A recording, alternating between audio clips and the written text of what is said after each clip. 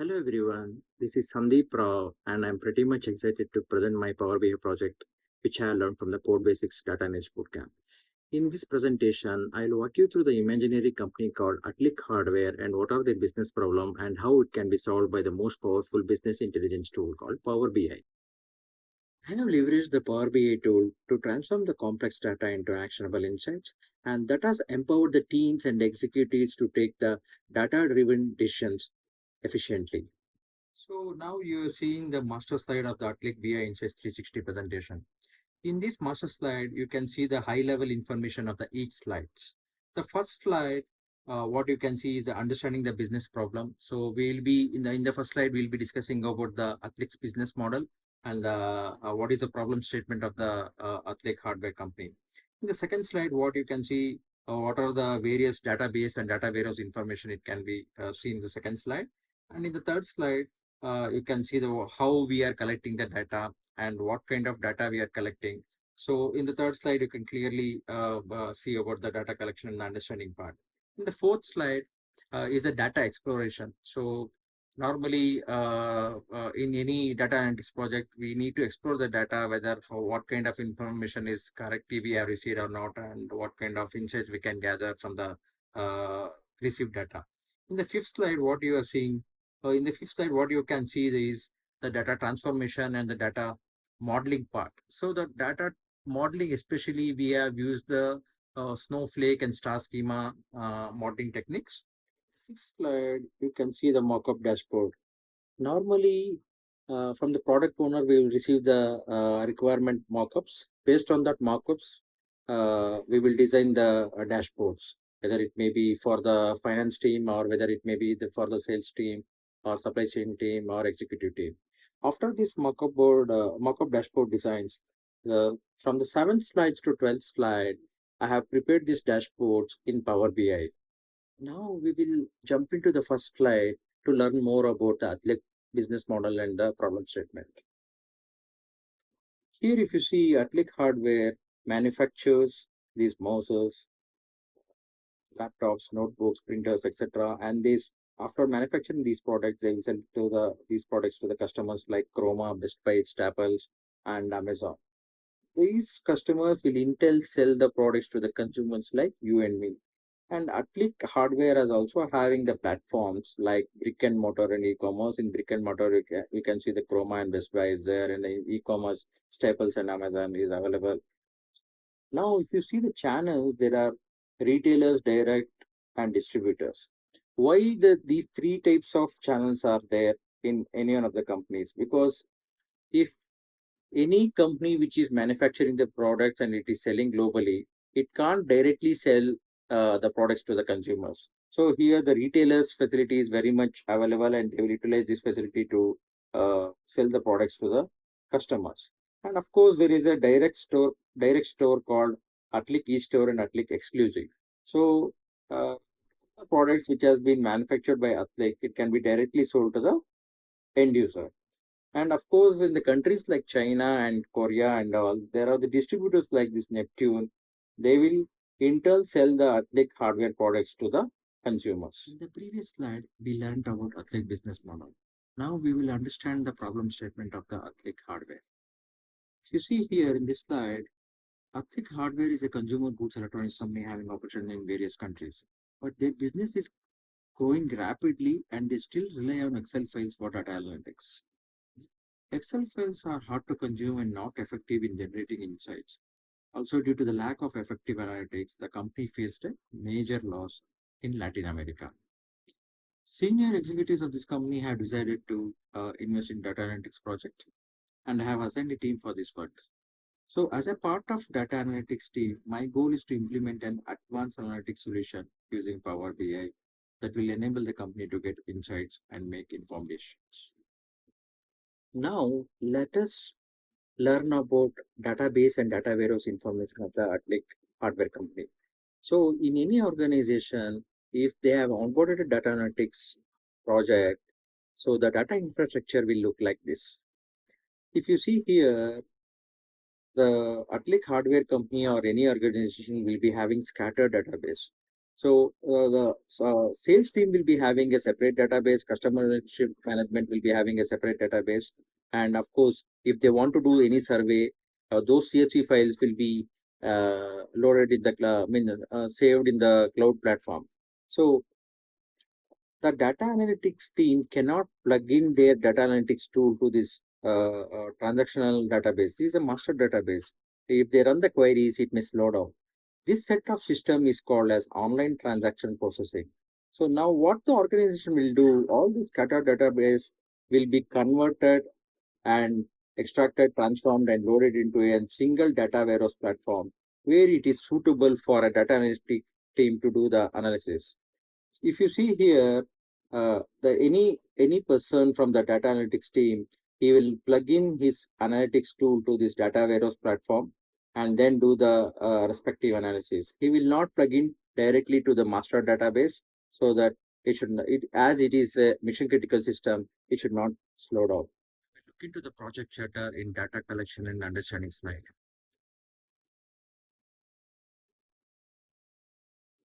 Here, if you see in the project chatter, the project name will be mentioned with just this Global Business Insights 360. And what is the background information? So AtliQ wants to make a data-driven decision, making as a part of their work culture and taking their first big step towards that by embedding a Power BI tool in the organization. And here, if you can see, the key players will be there. The key players is nothing but they are the relevant stakeholders, the product owner, executive sponsor, lead, and IT lead. And if you come across here, what is the objective of this project?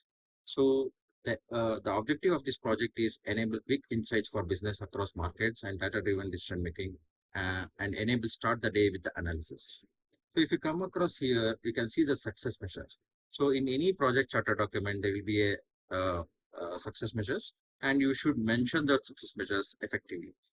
Success measures are a functional dashboard is implemented with key business metrics as specified.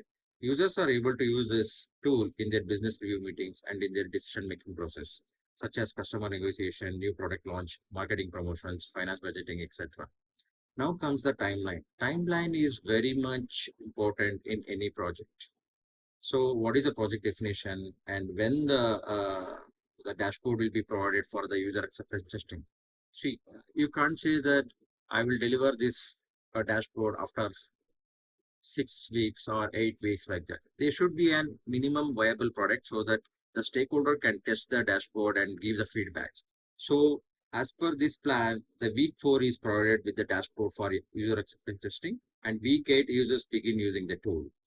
So if you come across here, you can see that hopes and fears. This is very much necessary. What is the hope and what are all the fears we can come across in this project? So let us jump into the hopes. So what is the hope? So as this project is mentioned, it is we were building the dashboard to make the data-driven decision making. Next comes the effective communication is the hope. So after building the dashboard, effectively it should be communicated to the relevant stakeholders, either it may be to the sales team, marketing team, or supply chain team, or whichever the team it is. And another hope is avoid manual work.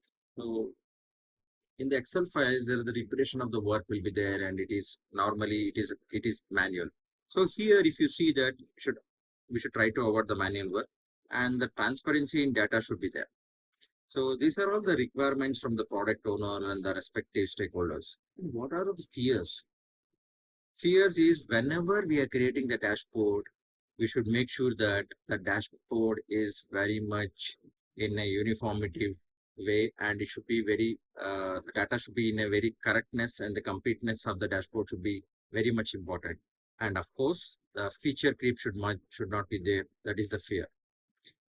And what are all the project goals? If you see here in the project goals, what problem are we trying to solve? Okay, that is one. So we are building the dashboard so that we can get the very good insights and we can take the data driven decisions. And who are all the people involved in this project? Executives from the CEO level team and finance team, supply chain, sales and marketing teams. And what is the project goal? Unlock insights and enable data-driven decision making. This is very much important in any project charter. Now comes defining success. So here, if you see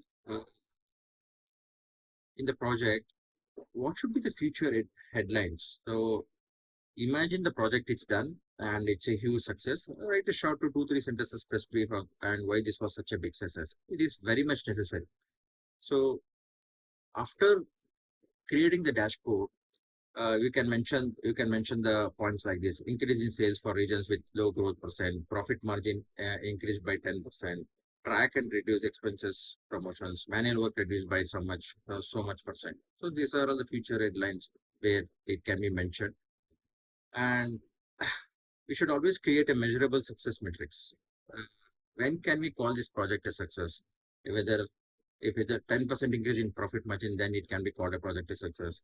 Find find time saved by automation. Attrition rate to be reduced from 20% to 10%. So what are all the things you can consider to measure the success metrics? It all should be mentioned here. Now, how will you collaborate, okay, with the stakeholders? It is any project will lead to failure without a proper communication. Okay.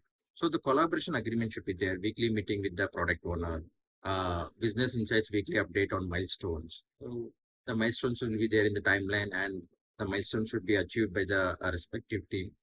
And finally, without risk, no project is there, and we can jump into the risk part. And what would be the risk? What could derail this project or these milestones? One is a resource shortage. We should have an abundant resources to execute the project. And of course, the risk may be the data correctness and completeness. And of course, you can also see the feature creep. So when we are executing the project, what is the input and what is the output should be clearly defined.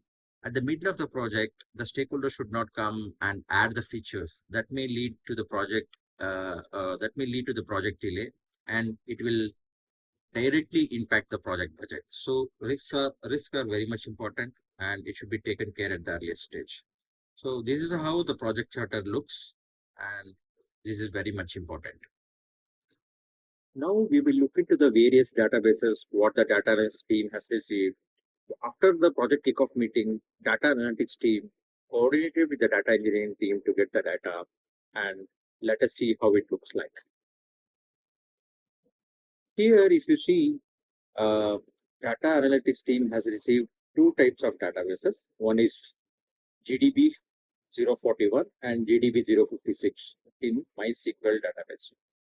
In GDB 041, there are 5 tables. One is the DIM customer table, which will be having the customer data, and the DIM market table will be having the region and the countries will be mentioned in the DIM market data.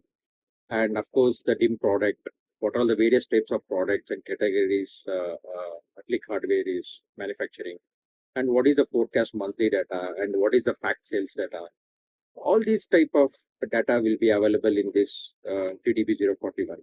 And if you go to the GDB 056 database, here there will be the tables called freight cost, gross price, manufacturing cost, post invoice reductions, and pre invoice reductions.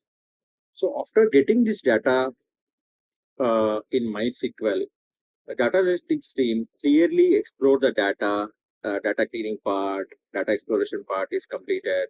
And finally, after this data exploration part, analytics team was able to import the this GDB 041 and GDB 056 data into the Power BI. After data exploration, the next part is the data transformation and data modeling. Now we will look into the data transformation and data modeling slide. Here, if you see, the data modeling is very much important. I have captured the snapshot from the Power BI here, and later also I will showcase the data modeling relationships in the Power BI dashboard. So the data modeling is fundamental to report creation, forming its structural foundation. See, the poor data modeling adversely affects report performance, hindering its effectiveness. So the data modeling relationship is very much important while creating the reports. So the adherence to best practices in data modeling is essential for optimal report outcomes. Our project employs the star schema and snowflake schema data modeling methods. So this star schema and snowflake schema is very much one of the most important method in data modeling techniques. These methodologies ensure the construction of visuals on a solid foundation, enhancing the report's efficiency and accuracy. So by implementing the data modeling and by implementing this star schema and snowflake schema, we started building the dashboards. So before building the dashboards, we have received the mock-up dashboard from the product owner. Now in the next slide, we will see the mock-up dashboards.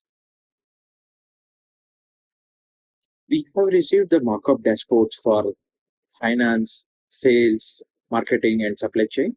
Let us look into the mock-up dashboard slide.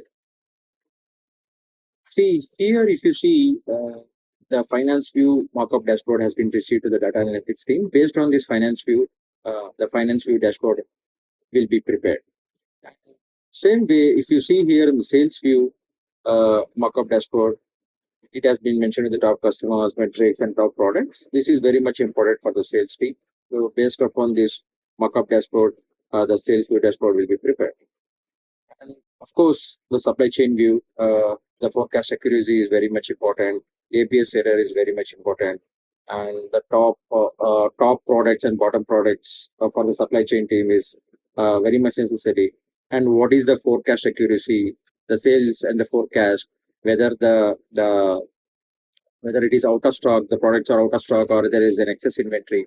So these are all the things which will be taken care in the supply chain view dashboard. And now if you come to the marketing view, this is the mock-up given by the respective stakeholders. So the top products in the division, which are all the products which is performing very well and what is the net profit, all these kind of things will be captured in the upcoming dashboards. So the next thing is creating the dashboards in the Power BI tool. I know that you are pretty much excited to see the dashboards. Let us jump into the Power BI platform.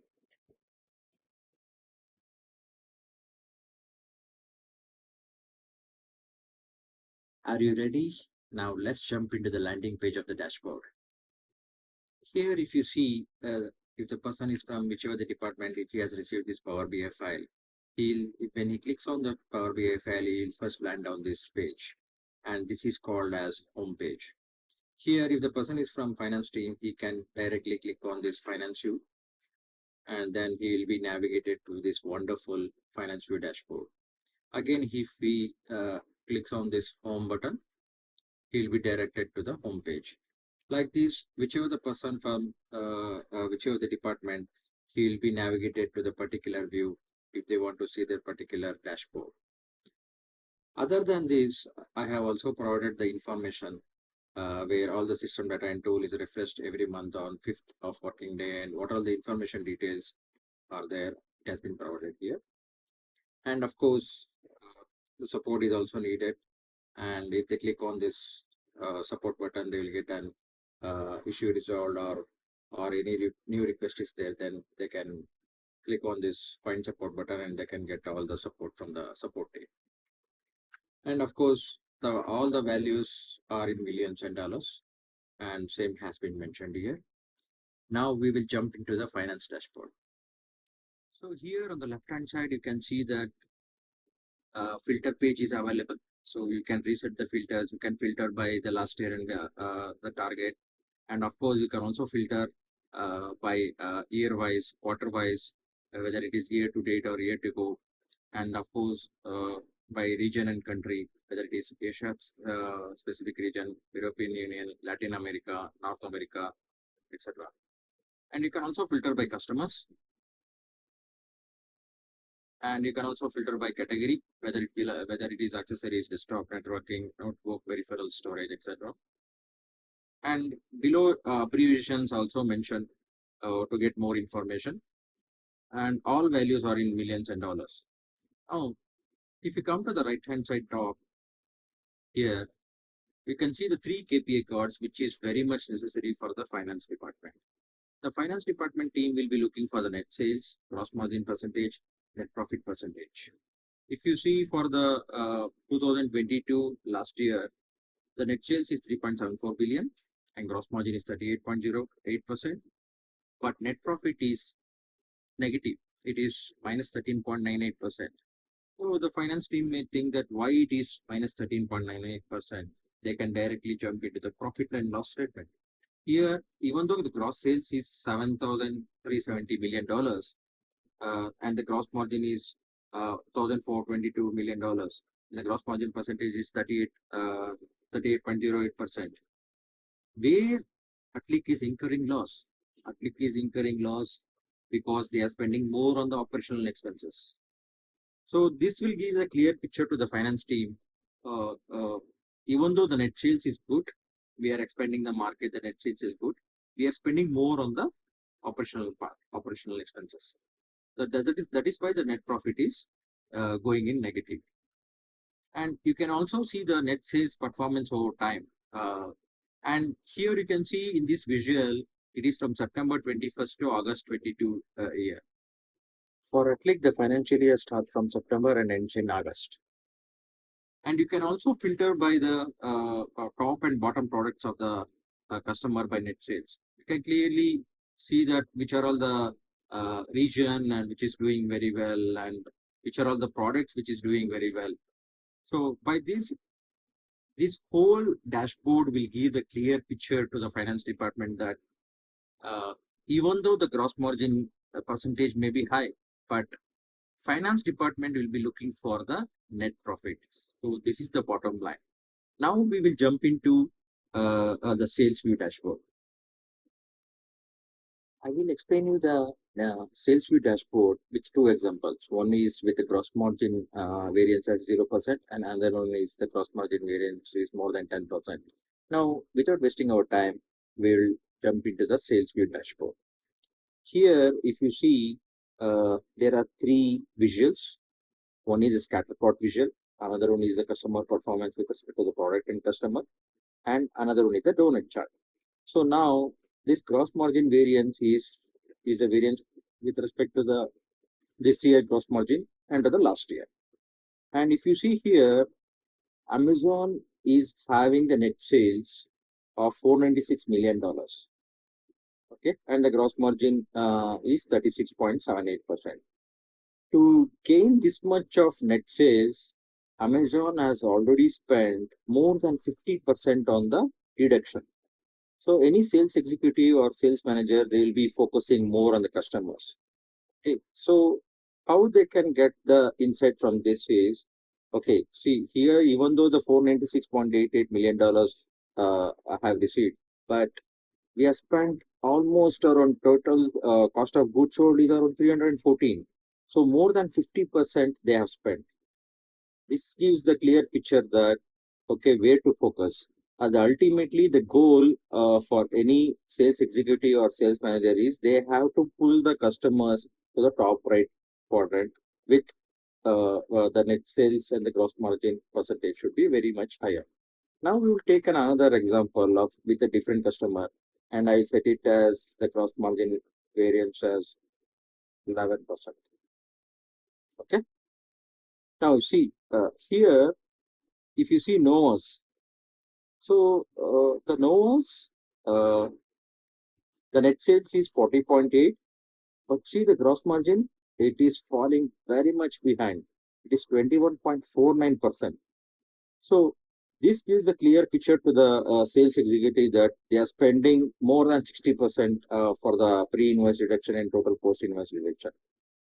So by this way, the sales team can get the clear picture on how to increase the gross margin percentage for the respective customer. See here, if you see in this net sales performance over time, this scatter plot, the node billing and the digital market, the gross margin is high, but the net sales is very low. So ultimately, the goal of the any sales executive or sales team is they have to achieve the higher gross margin percentage. So now we will get into the marketing view dashboard. Marketing view dashboard, it looks very similar to the sales view dashboard. The only difference between the marketing and sales team is more focused towards the customers, and the marketing team is more focused towards the products. Now we'll dive into the marketing view dashboard and analyze the products with respect to the segment and category wise and the region and the market wise. Okay. Now if you see here in this dashboard have filtered with the year 2021. And if any marketing person or marketing manager, they want to analyze the data and to see that in with respect to the particular year and with respect to the region. So now I have selected as Canada as the country, and let us analyze. If you see here, there are three visuals. One is with the scatter plot, and another one is with the uh, uh, net sales, GM percentage, and net profit margin data with respect to the segment and category wise and market region wise. So, and also here you can also see that net sales and gross margin bifurcation. So, for the particular product, what is the gross margin and what is the operational expenses and what is the net profit. And here you can also see the donut chart that what is the total cost of goods sold and the gross margin. So now here, if you click on this button, it will give the segment performance by net profit and segment performance by gross margin.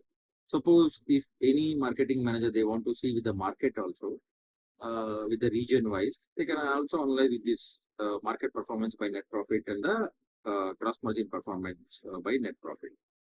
Now, if you can see here in the category, the keyboard, one second. So I'll this is has to be filtered with the Canon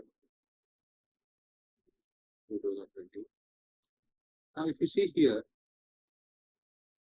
keyboard is doing very well. The net sales of the keyboard is awesome, and it is doing very well. And and the net profit percentage is also okay. The ultimate goal of the marketing team is all the customers who is on the left quadrant should be brought onto the right topmost quadrant.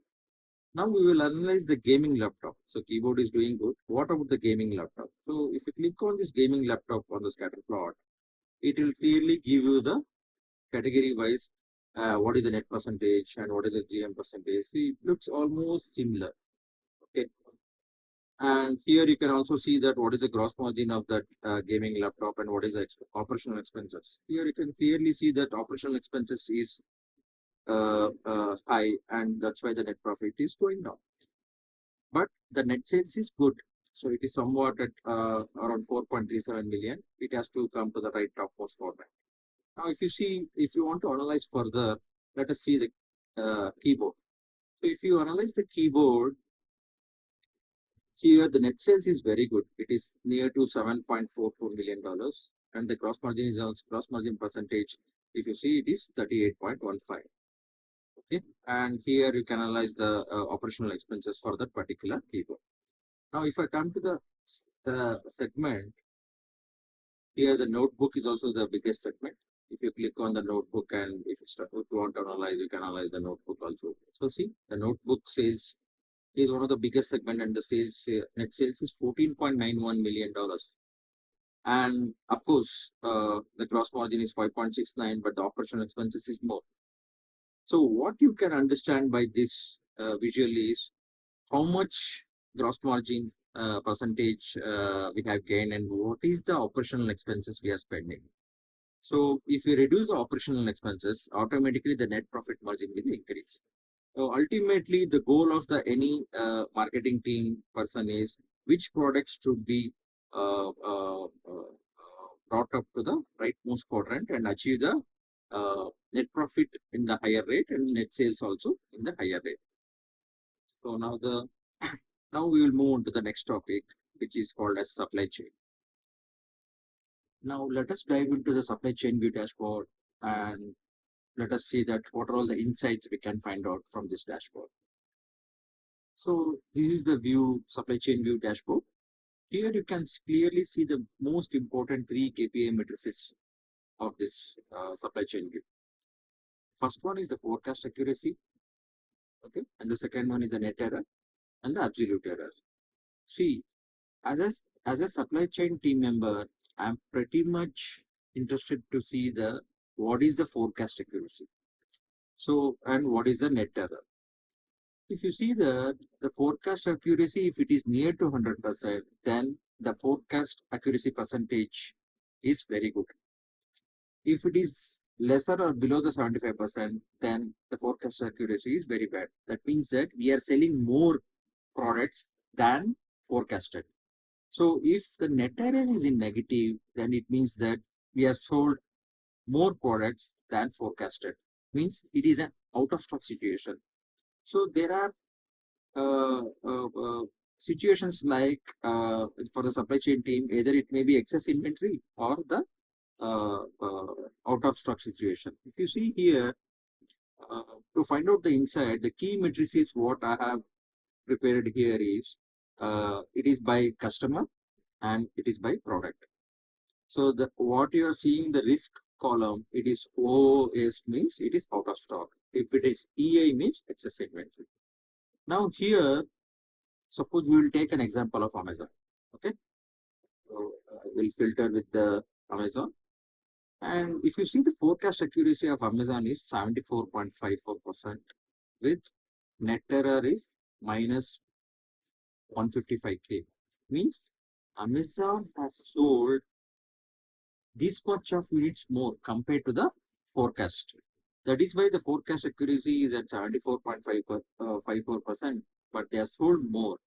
So then if you get into the products mode, okay, then if I click on accessories, if you see which are all the products which Amazon has sold more. If you see keyboard, batteries, and mouse. So in the keyboard, the net error is very huge. So they have sold 4,388K units. So here, if you see 4,388K, the keyboard is one of the biggest product, and almost all the different types of keyboards uh, we have sold more. Now, okay, fine. Now we want to do a deep dive or drill down more with respect to who are all the customers they have sold these products. Okay, so if you double click on this and you see again it comes Amazon. So what is the insight what we found is almost all the majority like 53.96% forecast accuracy is there, and Amazon has sold 590K units more compared to the forecast. Okay, so then the supply chain team should have a supply chain team manager should contact Amazon and find out that why there is this much of discrepancy with respect to the forecasted units and the sold units. Okay, so the crux of this whole dashboard is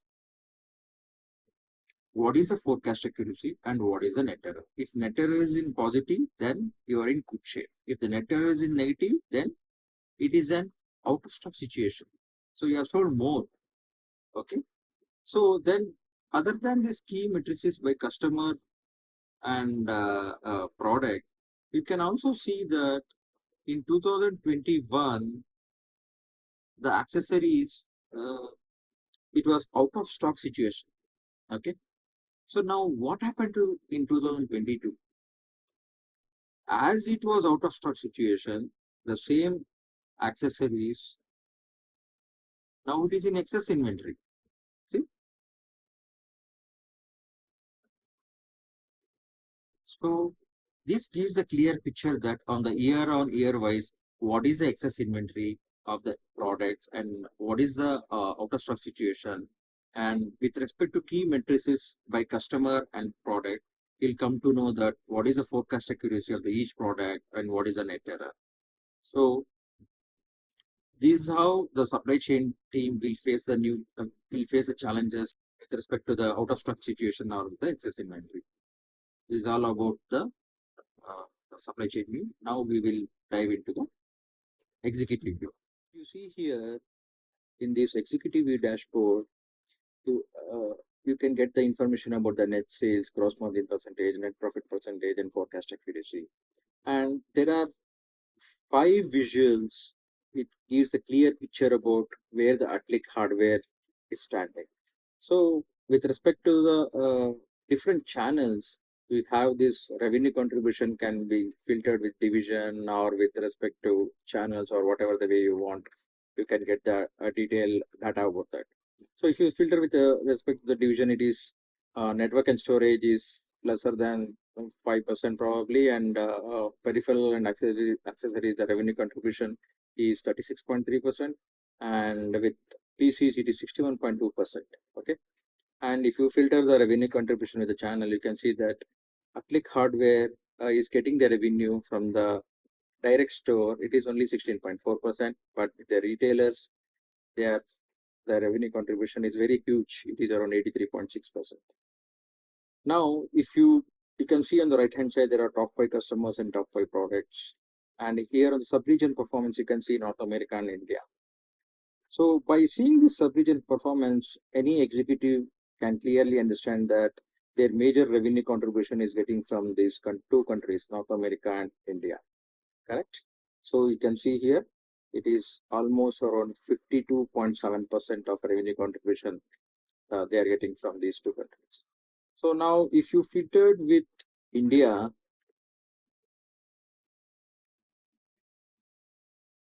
in 2022, they have reached, AtliQ Hardware has reached to the 13.3%. Correct? So let's go to the focus mode. See, so in 2022, AtliQ Hardware, the market share has huge increase. They have seen the huge increase of 13.3%. They are in the third place now. And previous year, they are at 2.5%, and previous to that, they are below zero. They are below 1%.